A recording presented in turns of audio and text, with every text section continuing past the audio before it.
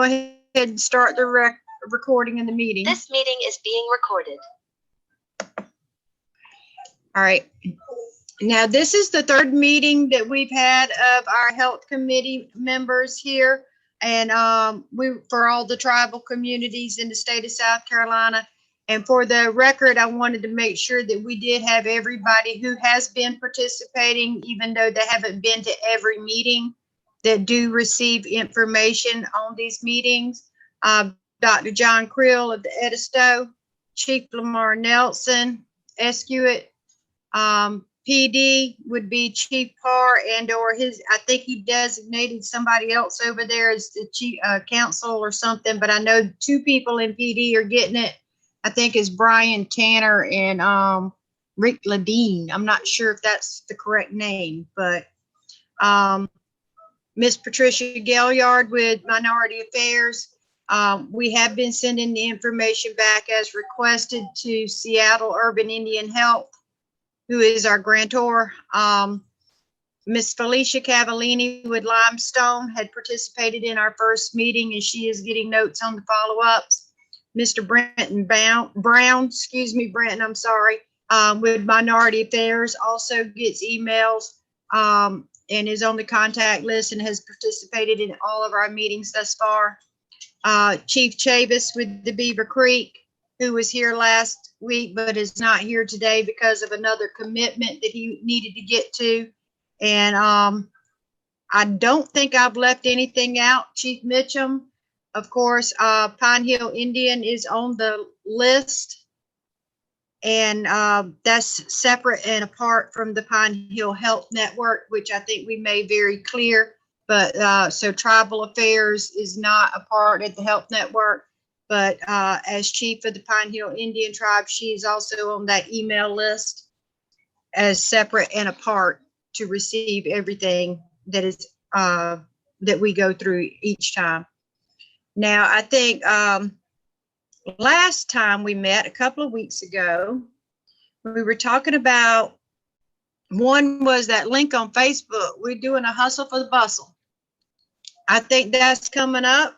We only have like another week, maybe a week and a half, if that, for everybody to complete that survey. It's been posted on Facebook. We have sent out links to emails, everything like that. And the drawing will be for the adult bustle on August 1st. As of the last time I checked, we only had 8 responses to that survey. And I really thought that we would have a lot more responses, but I am hopeful there is still time. So if you know anybody in your area that would go on there, fill out the survey, and they'll go into the drawing for the bustle, and the picture of the bustle is posted there. If anybody wants to know what it looks like, what that is, you're welcome to share that. If you have seen that link on your Facebook, and if you would just push the share button and send it out to others so that they may participate, even though if they didn't get the information right away, they may see it on their Facebook page and they can do that. So there still is a little bit of time to get in there. I know Chief Nelson, you can only do 1 entry. I'm just giving you a heads up. Well, I thought all 7 of those were mine. Because I know immediately when we announced it, I get this email, hey, put me in. Yeah, okay, well, here's the link to the survey, Chief. You did do it. I saw it. And I'm like, you only get 1 chance. You get 1 chance to fill out that survey. So don't be trying to scam me, Chief. I know. I'm watching. Well, you know how Native people are. Yep. Hey, I'll have everybody. The white explorers that came here took everything away from the Native people that were here. So like a Cherokee chief told me one time, I asked him why he was building casinos. He said, well, white people stole everything that we ever owned and we're going to steal it back. There you go. See, me in my household, when we trying to get something like that in a raffle, everybody in my house has filled out that survey. Yeah, we got 4 people in here. All right, all of y'all use your emails. Y'all go fill out that survey, get that done. Now, if you win it, you got to give it to mama. That's how it works. But, and Chief Mitchum and I actually discussed when with the follow up to the hustle for the bustle is we might do a crawl for the shawl for all these women out here. And we had a very nice purple shawl with some applique butterflies on it that, I mean, was a big buzz at the powwow. They loved it. They loved it. They loved it. And I'm like, okay, well, we might just do that as a giveaway too. If it'll get participation, let's do it. You know, so we're going to look out for the women too. We're going to do a crawl for the shawl, following the hustle for the bustle. But Yeah, don't we've let that also- stop you, Chief Nelson. You can fill in for the shawl too later on if you want to. Yeah, I might do that.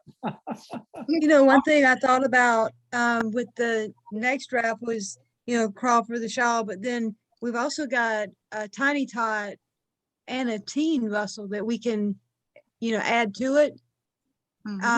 Maybe adding an extra that way is if a man wins, then something they can use, or if a female wins, it's something they can use in powwow. Yeah, that's a good idea. And also in our last meeting, we discussed the October art contest for domestic violence or, you know, an abuse awareness, to run that until October 31st. And I know Chief Mitchum was getting some things in order for us to put that out there as a flyer to really attract. We want the Native children to participate in this art contest. This is for them.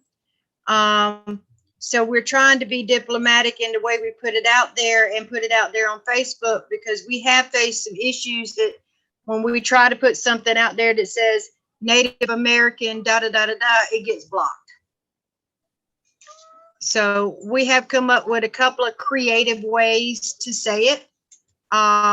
You know, like Indian, you know, is a different way of saying Indian. So we've come up with some other creative ways, but we welcome your input.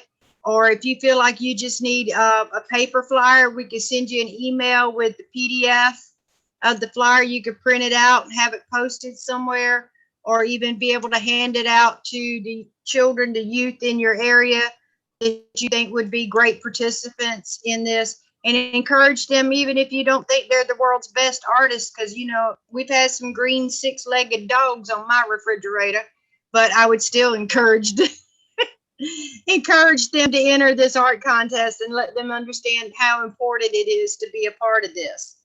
Well, I've got a niece that I've discussed it with her too, because I've been talking about that, and I do have a niece that wants to enter that contest. So I want to make sure that, you know, that I get an email or on your Facebook page or something, let me know when they should start participating and work on that. And what type of art would you want? You know, give me a description of what you're actually looking for, you know, that this young lady can draw something for you.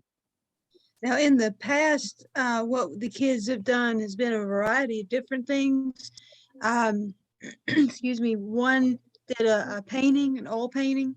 One did a silhouette of the side of a face, and all of the hair were hate words.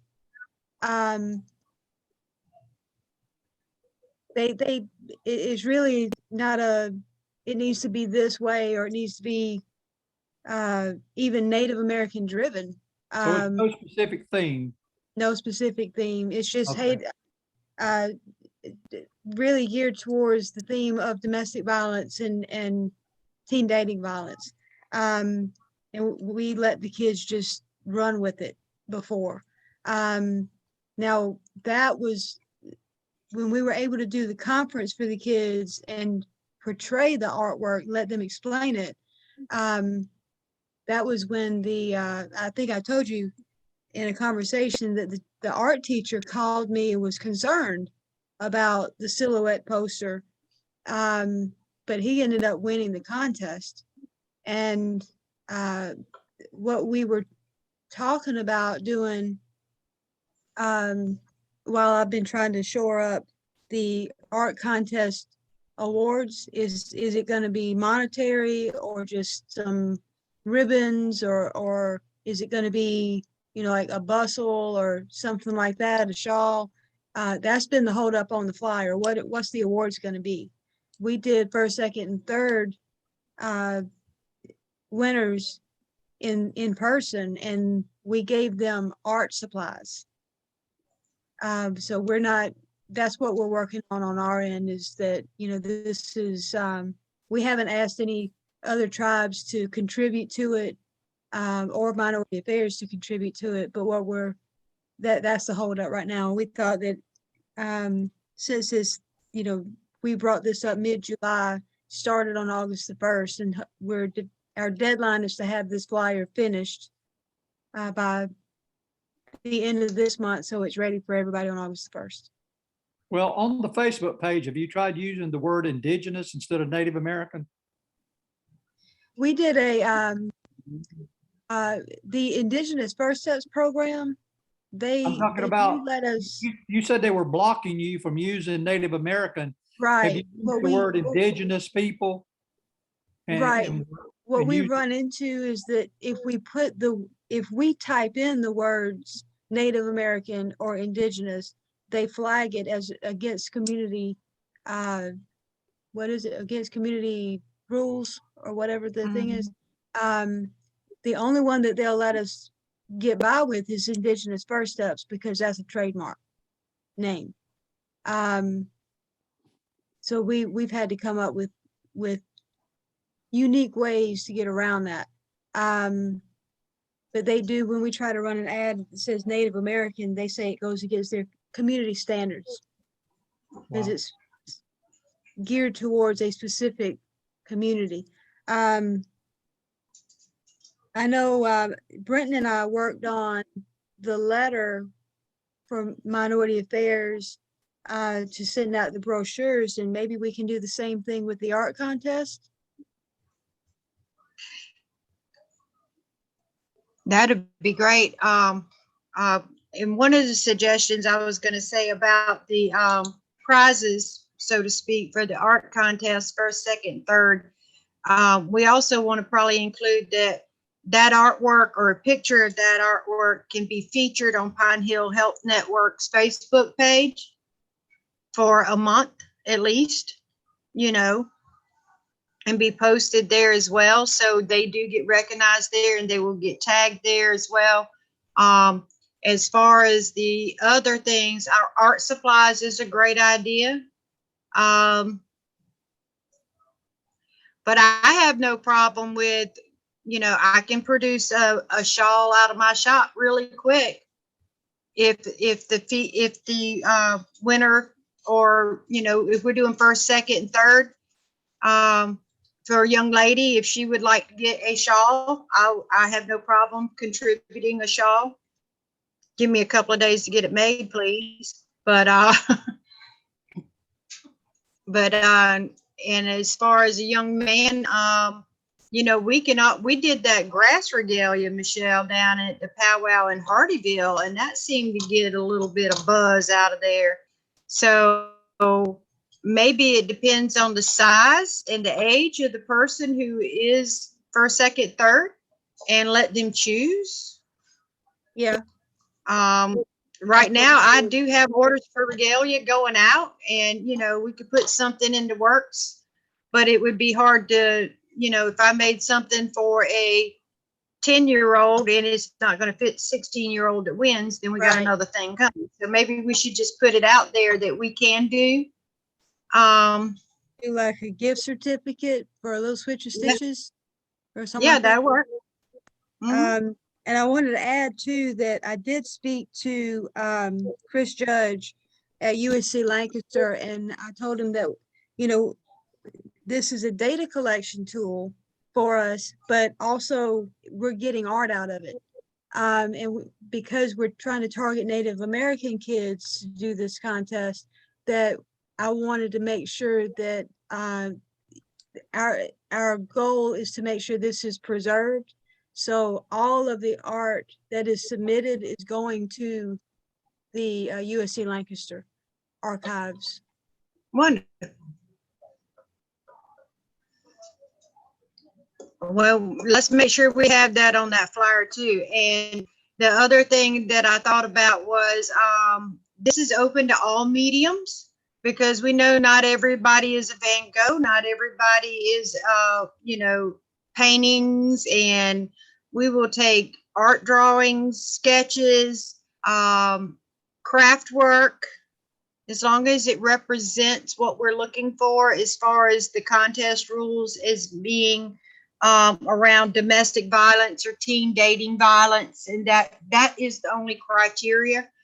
Whatever medium that they're comfortable working in, because some people work in clay, some people like to do sculptures and paintings, draw pencil drawings, and I mean just any kind of medium that they are comfortable working in, that they would like to enter into the art contest. Because even our ribbon skirts and stuff like that are, this is walking artwork. This is walking, sometimes that's appropriate. It's still considered artwork. So even a textile medium, if they want to make a quilt or a block or a pillow or something like that, whatever's comfortable for them to submit as a piece of artwork, as long as it is around the teen dating and domestic violence for that month of October awareness, then it will be accepted no matter what medium. Does that help with us being able to give them a regalia or an item of their choice of regalia, depending on their size and gender? And I think that solves that issue, because we were having to make a decision on a monetary prize, but I think people value the regalia and such a lot more. to me, I would. Yeah, that's for me I mean, to. that's, you see me parade around in the same ribbon skirt every time I go somewhere.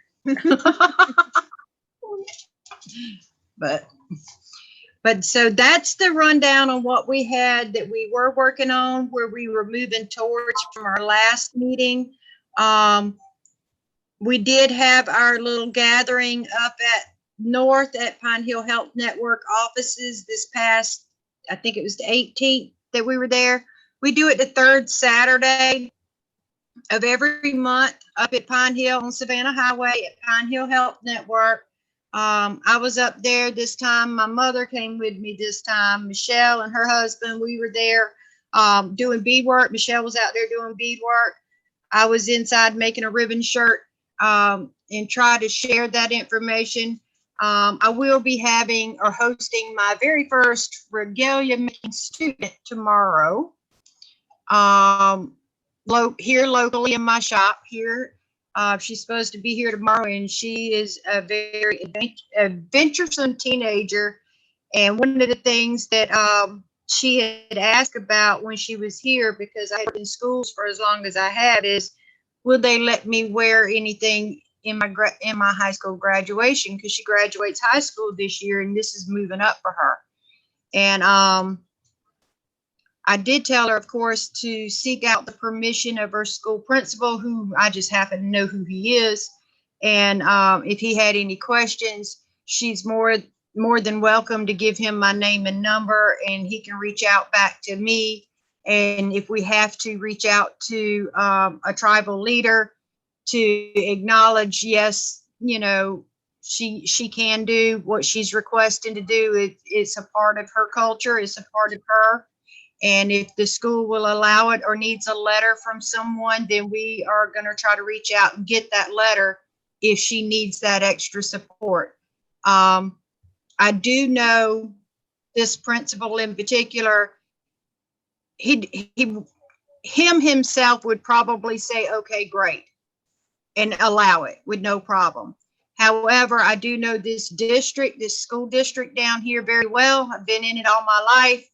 And they may say no, because it doesn't conform to their policies and procedures of a dress code and all that for those students who are in a participating in a high school graduation ceremony. They had been very strict in years past where they wouldn't even let a parent in if they had on flip-flops. Yeah.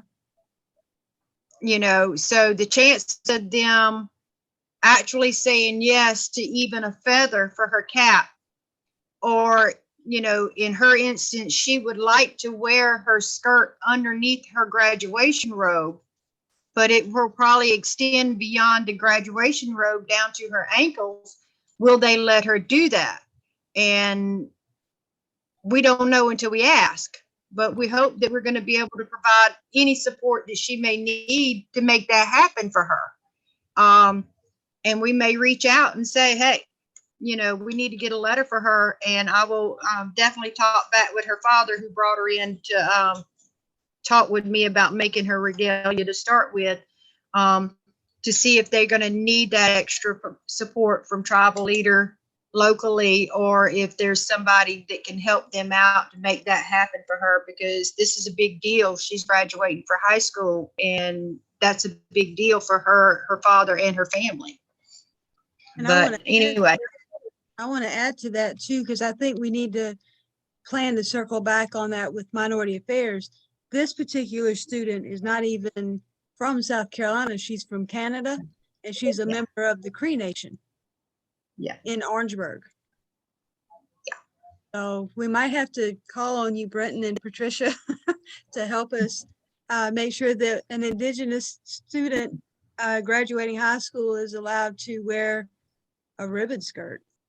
I really haven't heard. My kids wore what they wanted underneath their stuff, and nobody said anything because we didn't tell them. But as far as like a beaded cap and stuff like that, they said no to us. But times have changed. And maybe I missed this. Is a student in public school or at a private school? she's in public school. Yes, sir. Okay. Yeah, I'm She not attends sure. Orangeburg. Yeah, Orangeburg County Consolidated School District, actually. Okay. All right, I have to probably get some more information on that. I'm not exactly sure how that kind of plays out, but I know I'll speak with Dr. DaCosta about it. Okay. All right. That's great. Anything you can do to help this young lady out. I know it's not like it, and like Chief Mitchell said, you know, with her father, they are originally from Canada. They are part of the Cree Nation, and they live here in Orangeburg. They attend Orangeburg Consolidated School District. Here is a public school, and because I have worked in the school district for many years locally here, Brenton, they have been in the past extremely strict on the dress code and the policies, and not been flexible at all on dress code, even with the parents or attendees at the graduation ceremonies. I have seen the sheriff's department kick a parent out because they had on flip-flops. You know, so I know they have been like that in the past, and that, like I said, they may have changed. But anything that you can lend as far as help to let this girl, you know, this is a big deal for her. And I will certainly relay it to her father. They'll be here tomorrow, and let them know that we will work with them to get so that she can graduate. I know that they had said no to beaded caps in the past for several.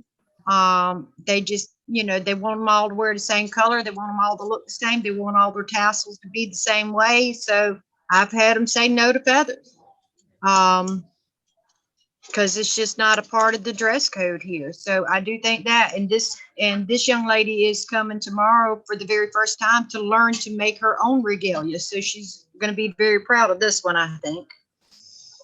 I think outside, and this is not because there's not really a state agency per se that looks at school board policies, but you may want to contact the South Carolina School Boards Association. I'll place their their website in the chat box. Okay, You would probably want to contact them. They're going to be the association that deals with school boards throughout the state. mhm. So I would probably address the matter with them. I'm not sure what type of authority they have, but that would probably be the best starting point. Yeah, great idea. Okay, I'll place that Great in the idea. chat momentarily. Thank you. You're welcome. Like I said, any kind of help we can get to help this, that would be great. It's just, it's a big deal for family. So, but, all right. So I think I covered everything up to so far, unless we have some other new business. Anybody?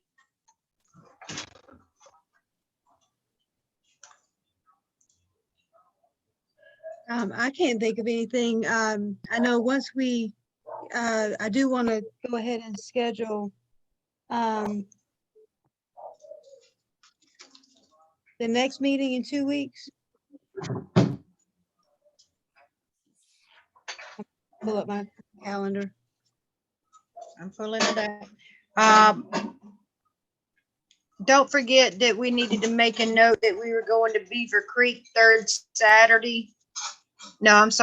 Sunday in the month of August. Invited by Chief Chavis to come there. So Pine Hill Health Network will be there as well. We will be there to give out information, collect surveys if we need to, and things like that. So that was the third Sunday in August.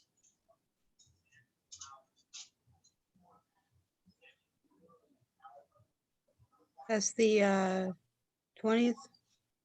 I think it's the 20th, 21st. August 21st. So 2 weeks from today would be August the 8th on a Monday. At 5:30. Same bat time, same bat channel. All right. And I think maybe at the next meeting is we need to go ahead and start the data that we do have, start, I guess, categorizing it, because we want to be able to give that to Minority Affairs to give to Dr. Fenton so that he can find and add to it. That way we can get this first one out of the way and start working on the next one. Okay. And my oversight from earlier, Sekou from last week from the Yamasi. Need to add him to that email list that we talked about at the beginning. Because he was here last week. Yeah. Yeah, he had to work this So, afternoon. School Boards Association.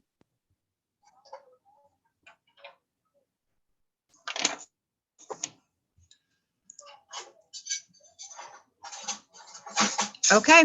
Well, unless anybody else has any comments, questions, or anything else they would like to add, I'm going to move that we go ahead and close this meeting for today. And we will follow the same protocol as we did at the last meeting. The notes from the meeting and the video from the meeting will be made available and be sent out as a group email along with a link for the next meeting. So. I But I second the motion. third that. Thank you all for coming. Thank you, Brenton. Thank you, Patricia, for taking time out of your after hours work schedule to be a part of this. You're welcome. Thank you for having us. And Chief Nelson, as always, good to see you. We'll see you again soon. Keep in touch. All right. Thank you very much. I'll get back in touch with you soon. Yes, sir. And Chief Mitchum, have a good evening. You too. Thank y'all. Y'all have a good evening. Thank you.